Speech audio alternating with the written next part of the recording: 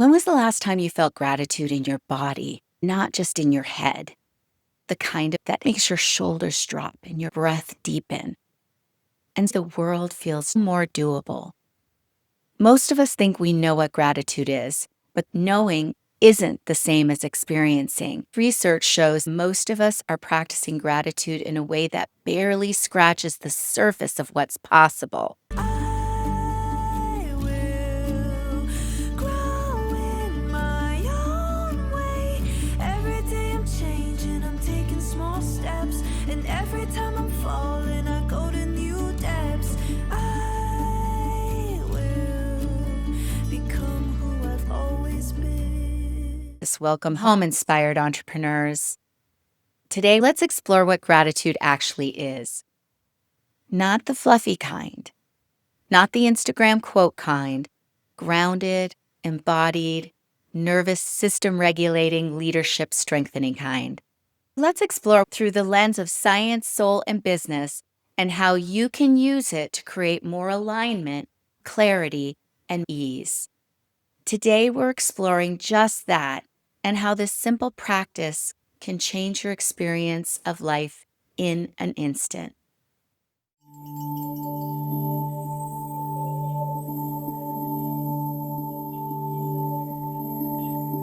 Let me take you back to the moment where I saw the difference between the gratitude we're taught and the gratitude that actually changes your state of being.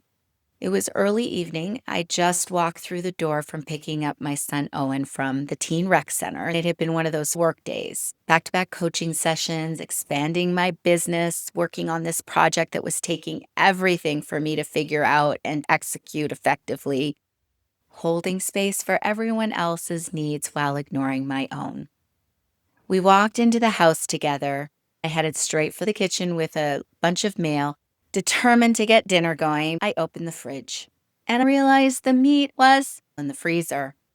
I saw the empty milk carton and the dirty dishes Owen had left out. I went to throw away the milk carton and the garbage was overflowing. Then the dog started barking. With Owen standing a few feet away, he said, "Mom, I need to go to the store to get 2 folders for school tomorrow." Something in me snapped. It's not about the thing. It's about everything behind the thing. It wasn't frozen chicken. It was the weight of the day, the constant juggling, the nonstop decision, the transition from work mode to mom mode my brain wasn't ready for. I snapped. Not the composed kind of snap. Nope. I snapped in the messy, tired, emotional, I don't have one more ounce in me kind of way. My voice got sharp, my eyes filled with tears. Words came out faster than my heart could catch them. Why do I have to do everything around here? I'm so tired. I'm all alone and no one cares about me. The second the words hit the air, the shame followed. It was heavy, immediate, like the drop in your chest when you know you weren't who you wanted to be.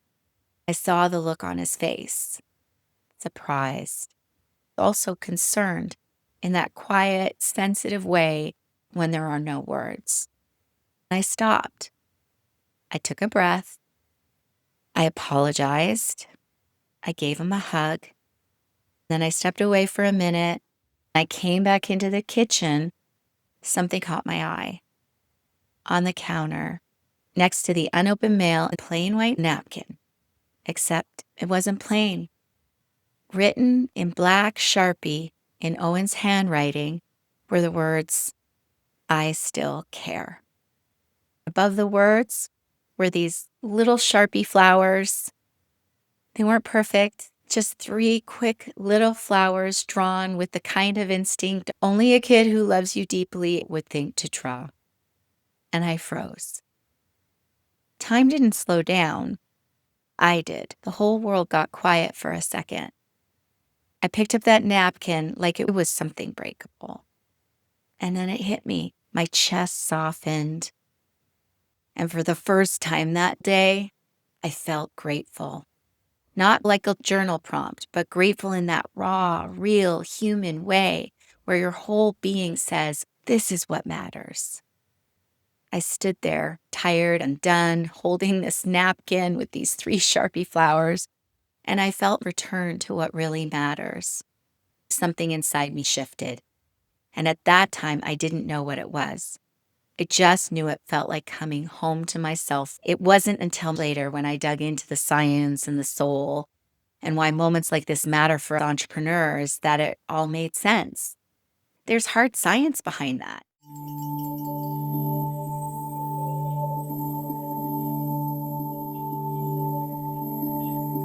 If you're an entrepreneur, this is where gratitude becomes a tool, a leadership tool, a way to change the state of your brain so your body can lead from clarity instead of chaos. What happens in that moment of gratitude? In my kitchen where everything softened, that wasn't positivity. It was chemistry and biology doing what they're designed to do when gratitude hits you for real. Here's what science tells us. Gratitude shuts off survival mode. Most entrepreneurs live in fight or flight without realizing it. Deadline pressures, client needs, money worries, decision fatigue. It all keeps the amygdala, your brain's alarm system, firing. But here's what UCLA researchers discovered. A real moment of gratitude turns that alarm down. Not thinking grateful thoughts, not writing a list, and not trying to feel grateful. A felt moment of gratitude, like seeing a napkin with three Sharpie flowers, immediately reduces amygdala activity. When that alarm turns off, your whole system gets the signal. You're safe, you can breathe. Gratitude creates heart-brain coherence. The HeartMath Institute found that when you feel gratitude, your heart rhythm shifts into smooth, steady patterns. And that pattern signals the brain to release dopamine, serotonin, oxytocin, which causes motivation and joy. The reason I went from drowning to I'm here was my heart changed its pattern and my brain followed. Gratitude feels like alignment because your biology is aligning. Gratitude activates the part of your brain that makes good decisions. Harvard Medical School found gratitude strengthens the prefrontal cortex, strategic thinking, emotional regulation, long-term planning, problem solving, clarity. A real moment of gratitude pulls you out of reactivity and back into the version of you that can think clearly. You know those days where every decision feels harder than the last. Gratitude restores your executive function. That moment with the napkin shifted me out of that fog and back into the part of me that can lead. One moment can imprint your brain for months. Berkeley's Greater School of Science Center discovered a single moment of felt gratitude can create measurable changes in your brain for up to 90 days. When people say, practice gratitude, and hand you a notebook, they mean well. Unless the practice actually shifts your state, it's not doing what you think it's doing. Real gratitude, the kind that dropped me to my knees holding a napkin with three Sharpie flowers, is a biological event. It resets you. It realigns you. It changes how you show up in your life and your business. That leads us right into the next piece, the soul of gratitude.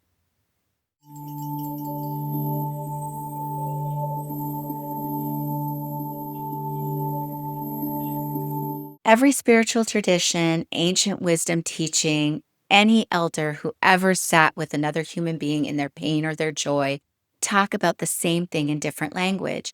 In Buddhism, they call it awareness, the return to presence, the softening of the ego, the moment your mind stops grasping at the past or rehearsing the future. In Judaism, gratitude is the first breath of the day. I give thanks before their feet hit the floor, before you speak to another person. Gratitude as identity, as orientation. In Christianity, it's the prayer of the heart. The idea that thanksgiving opens the channel between you and the divine, not because the moment's perfect, but because you're willing to see the sacred inside the ordinary. In Sufi teachings, gratitude is remembrance, remembering that love is present even when life feels sharp. remembering that the divine hides in the cracks of ordinary days, remembering that connection is always closer than fear. In indigenous teachings across many cultures, gratitude isn't an emotion, it's a responsibility, a way of moving through the world with reverence, a way of acknowledging the land, the ancestors, the community, the unseen threads that hold everything together. The soul of gratitude is this: it brings you back to your breath, back to your truth, back to the love that's been here the whole time, even when you forgot how to feel it.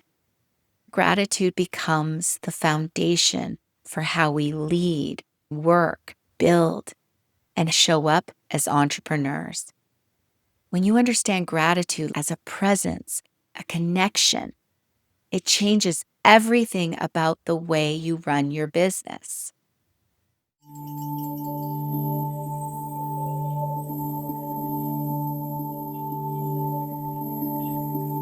Let's talk about this in the context of business. Gratitude is practical, stabilizing, strategic. Most entrepreneurs try to grow their business while living in low-grade survival. There's always something to handle.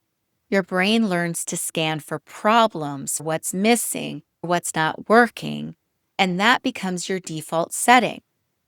Growth doesn't come from survival.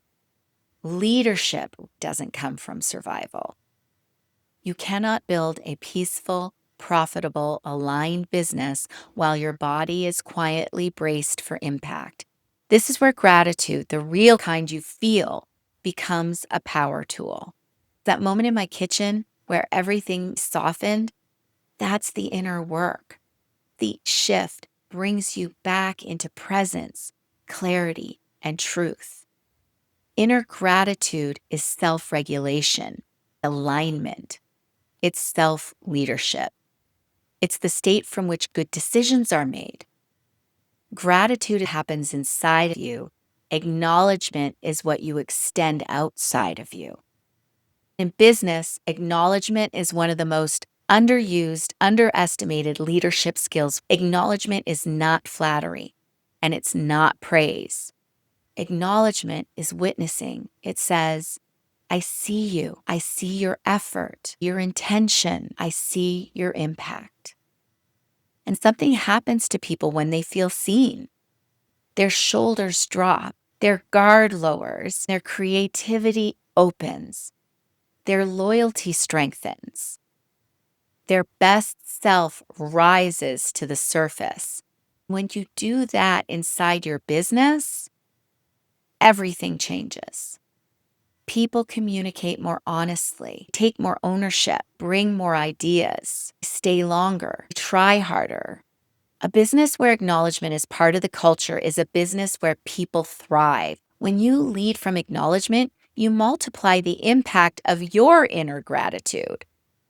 You turn an internal state into an external ripple.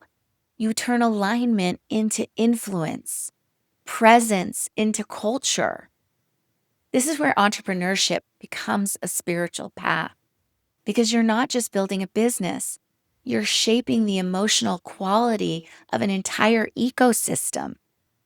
You're the tone setter, you're the regulator, you're the energetic anchor. When you practice gratitude internally, you become aligned. When you practice acknowledgement externally, you become powerful. That's the combination. Gratitude brings you home to yourself. Acknowledgement builds the home around you.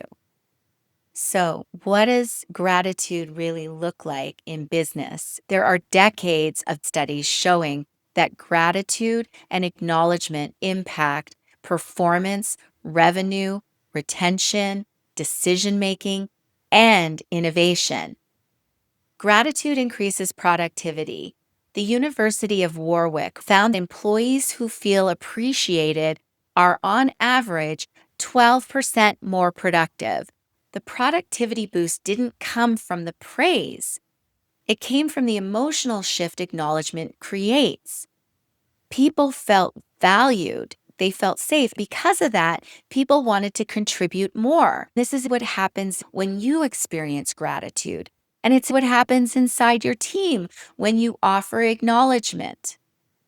You generate better results by creating moments where people feel appreciated. A Gallup workplace study found that employees who receive regular, genuine recognition are 5 times more likely to stay, 4 times more likely to be engaged, 3 times more likely to feel committed to the company mission. Most will say the best recognition they've received didn't cost a cent.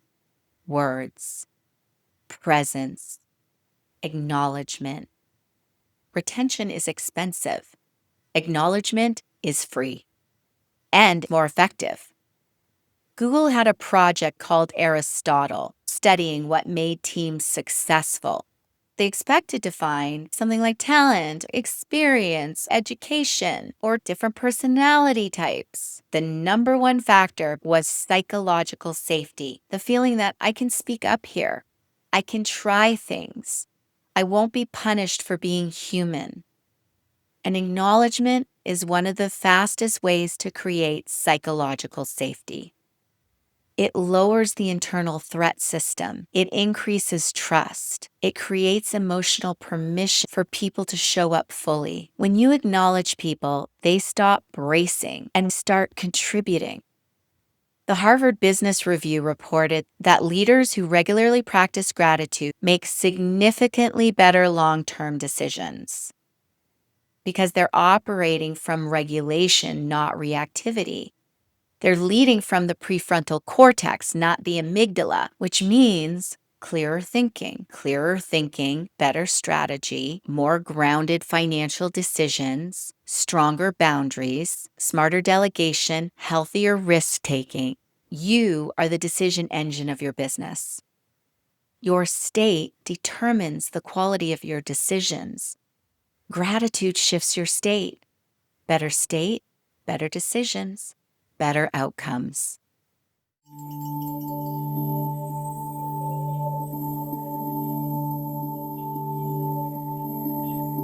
I want to leave you with 2 questions that have the power to shift your entire way of leading. What's one thing or one moment in your business you can genuinely appreciate if you slow down enough to feel it? Let your body answer. And second, who's one person you can acknowledge today? Not for what they do, but for who they are and the difference they make in your world. 2 questions, 2 openings, 2 invitations back into alignment. Here's what I want you to walk away with today. Gratitude isn't the list in your journal. Gratitude is the moment you come back to yourself. And acknowledgement, that's the moment you help someone else come back to themselves too. Inner gratitude regulates you. Outer acknowledgement elevates everyone around you.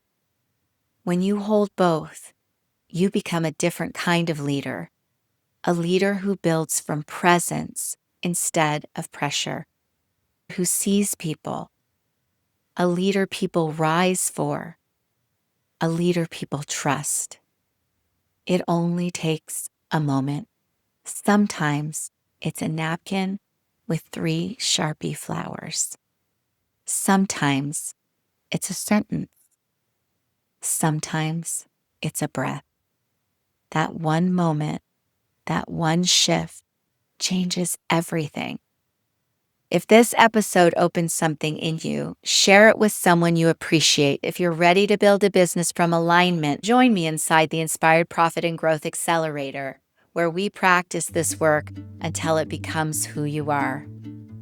Until next time, lead with your heart, stay grateful, and welcome home. I will grow in my own way.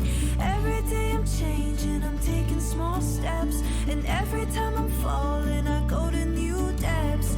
I will become who I've always been. And because I care about you and want to keep things above board, here's the quick legal bit. The Inspired Entrepreneur podcast and content posted by Deborah Hartnett is presented solely for general information, educational, and inspirational purposes. The use of information on this podcast or materials linked from this podcast or website is at the user's own risk. It's not intended as a substitute for the advice of a physician, professional coach, psychotherapist, or other qualified professional diagnosis or treatment. Users should not disregard or delay obtaining medical, mental health, legal, or business advice for any situation and should seek the assistance of qualified professionals for any such conditions or decisions.